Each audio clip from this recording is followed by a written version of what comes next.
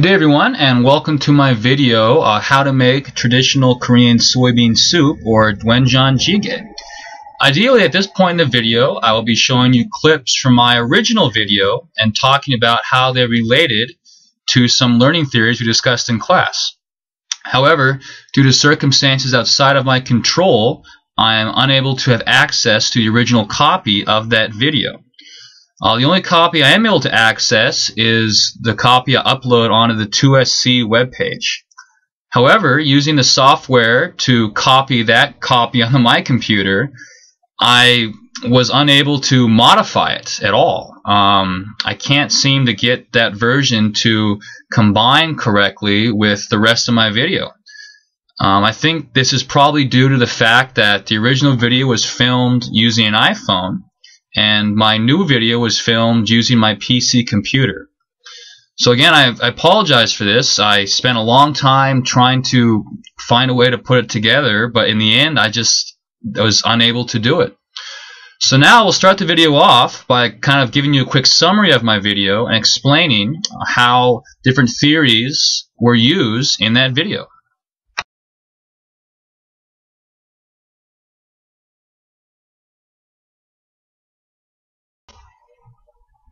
So in watching my original video, if you are familiar with the theories learned in 518, the first thing that should come to your mind is simply modeling.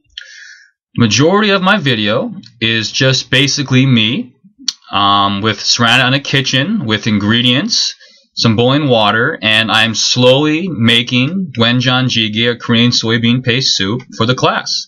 It involves me discussing the ingredients. It involves me showing how to cut the ingredients up, and when I should put the ingredients in, how long they will be in for. I will take you through the entire process of making the soup, and then to finish it off, I will show you the completed product and what you should have yours look like as well. So really, social cognitive theory, especially modeling, forms the basis of my entire lesson. I tried to copy it off of the cooking shows I see on TV, and it does look very similar than what most I've seen. However, it is pretty one-dimensional. So there's definitely a lot of places I can improve on it.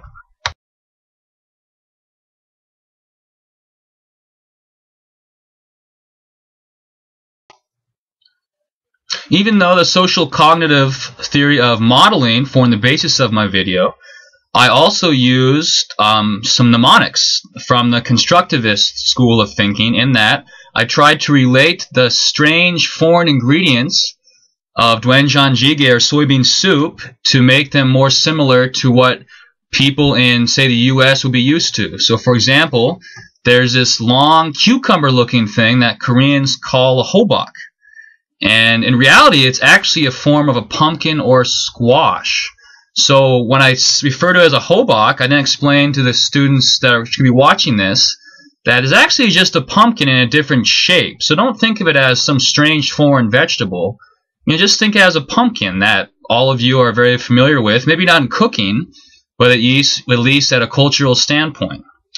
Also, I refer to a pepper known as a gochu as being a cousin of the jalapeno, and explain that it's a little milder than what we're used to. So using things like that to kind of bring the ingredients to where students can be familiar with it, hopefully will help them become more comfortable in cooking something like doenjang jjigae, or soybean paste soup.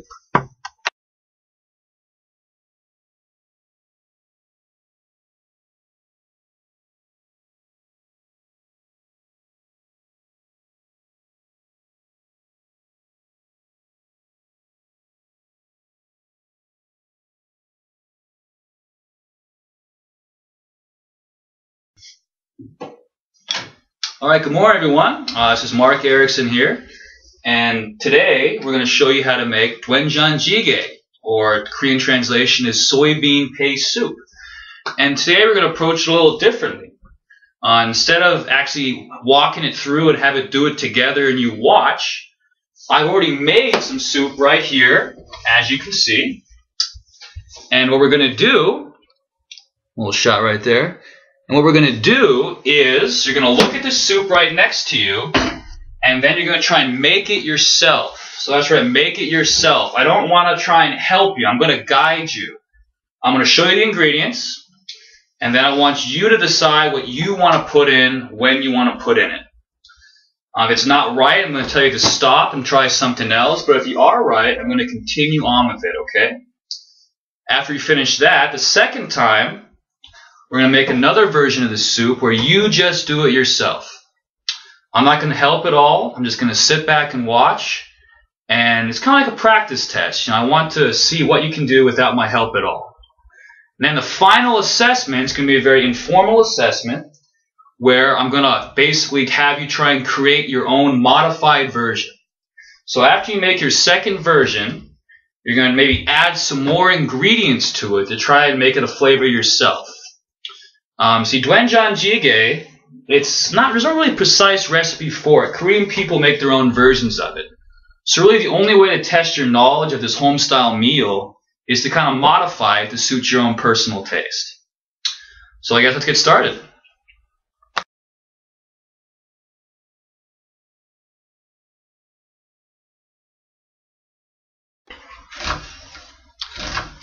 So how are you guys doing? Everything okay? Pretty good. Yeah, I think so. Pretty good. How's the water looking, Lewis? Is it boiling still? Yeah, it's boiling. I've added the soybean paste. Is that the paste? Yeah, that's about right. Good. So time you're cutting the onions there. So are you put all those onions in there? Yeah. Is that okay? I'd probably use maybe 2/3 of that, to be honest. There's only two of you. You don't want too many onions.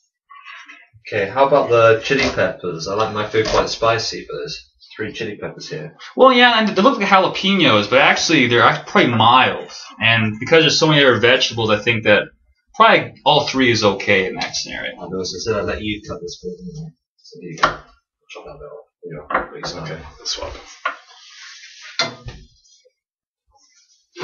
So how's the color of that broth? Does it look similar to my version of the soup over there?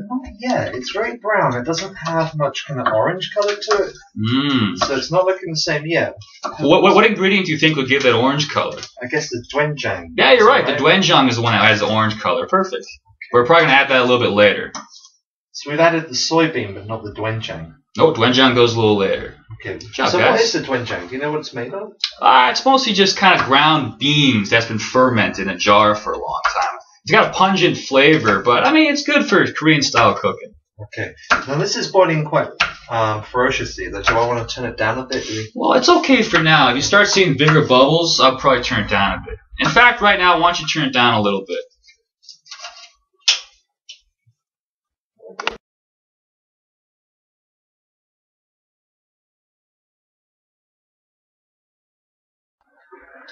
Okay, so I'm chopping this up. Is this too coarse or too fine? Is that alright?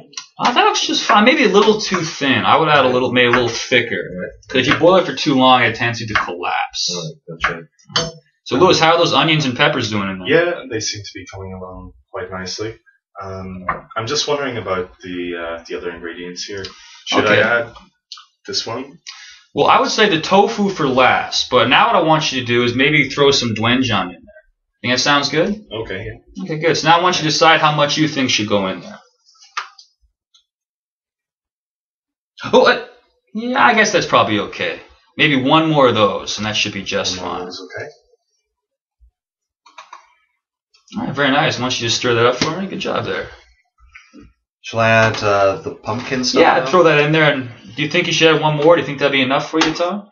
Well, it'd be a shame to waste it, wouldn't it? Yeah, I think we'll probably add the other one too as well. There is 2 of you guys there. How's that color, Lewis? Start looking more like my soup, or? Yeah, it's changed quite a bit. It's still a little bit thin. Okay. Well, if you think it's a little thin, what I would do is at the very end we can add some more. But for right now, let's get everything else finished up, and then we'll see how it looks. So I should press the garlic and I should mash it? What I would do, yeah, slice it in half and then smash it. Like this? Yeah, just like that. Perfect. Great.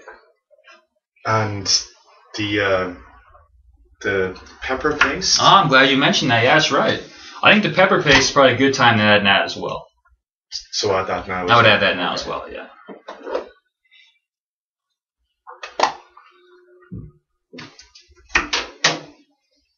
and 1 spoonful of this. Well, it is quite spicy, so I would start out with that, and I want you to see how the color looks. If the color looks close to mine, I think you're on the right track. Okay.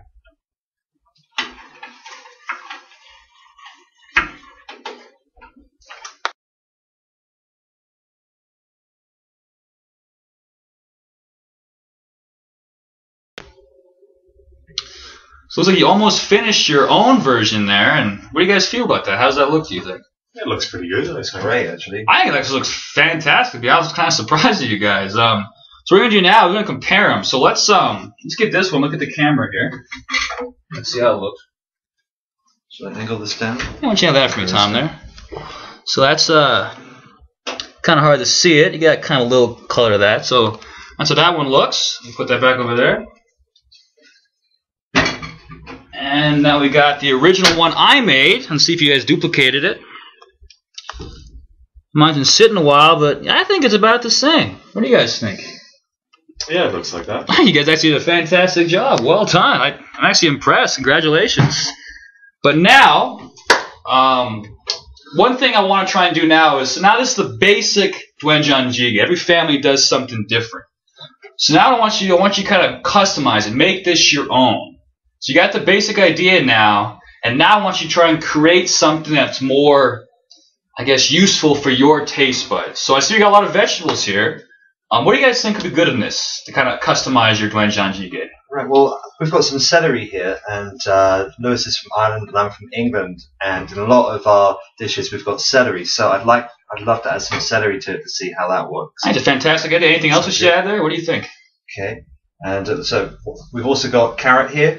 I don't know if that's going to cook long enough. I think, or like you said that the tofu takes only a short time to cook. Yeah. We've already got tofu in there. That's a good point. Well, the problem is this time is, ideally in the future we would add that beforehand, but this is kind of a tester version to see if it would work together. So even though the tofu might be a little soft, I say we give it a shot to see how it tastes. Yeah. Okay. So you guys like add some celery, add some carrot? Sounds good. Sounds great. Let's do it.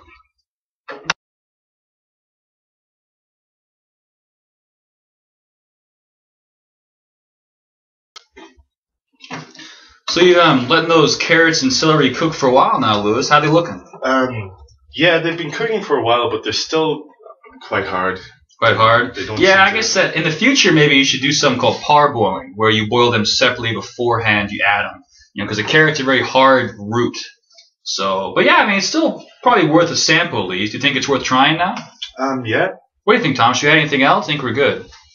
Well, we could add, let's try it first, and then we can see if we can add any salt or pepper, maybe. That's a good idea. Okay, so why don't you take a little spoonful, see how it tastes?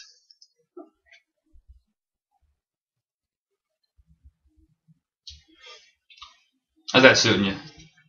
It's good, actually. It's really good. I always feel like you can never add enough black pepper. Lewis, you try it. Let me know what you think. Yeah.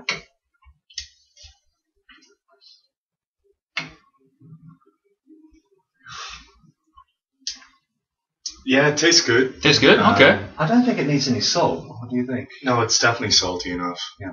Yeah, you're right. Like, Doenjang's got a lot of salt in it. Not the kind of salt we're familiar with, but still very salty as it is. Should we add some black pepper? Yeah, sure.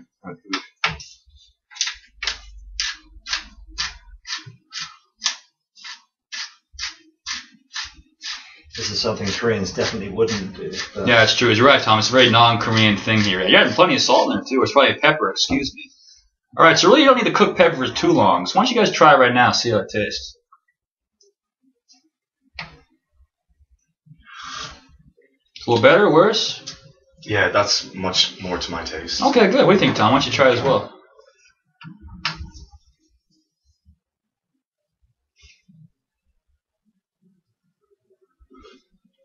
Yeah, that's good. So do you guys say it's better than the original one or worse or? Certainly different. I prefer this one. Okay, you too, Lewis? Yeah, I like this one as well. Then you guys passed. You guys took the original traditional Korean, you made it your own. So fantastic, guys. Well done. Great, thank you very much.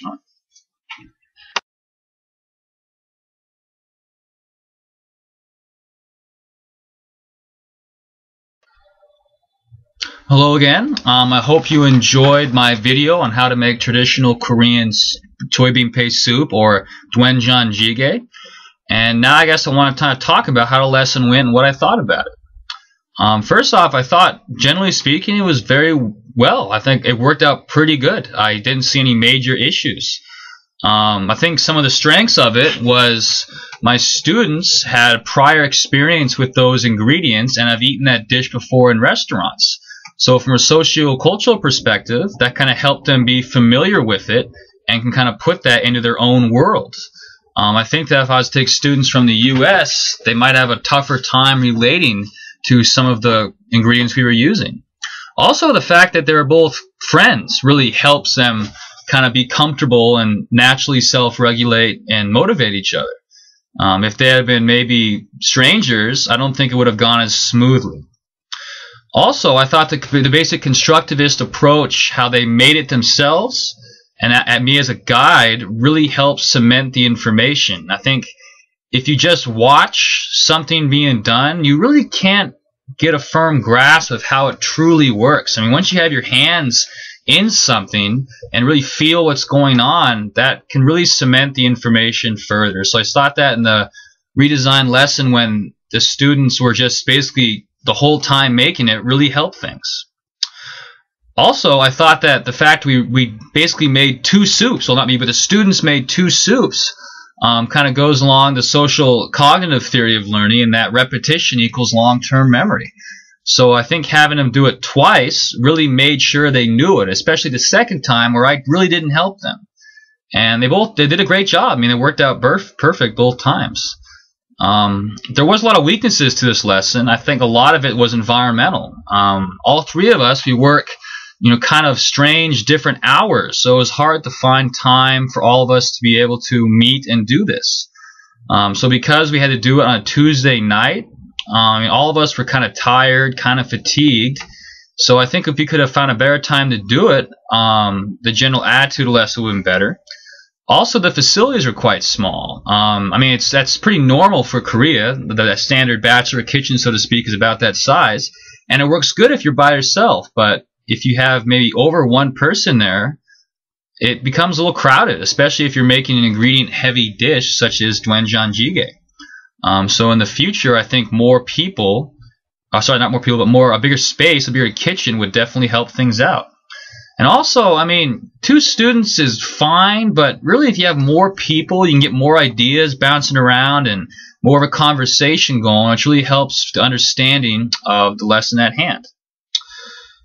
And finally, I thought the biggest difference, pre-518 to post-518 is that there's 2 things. So one, I now know what theories I naturally gravitate towards, and I know what other things I can do to help reinforce my theories.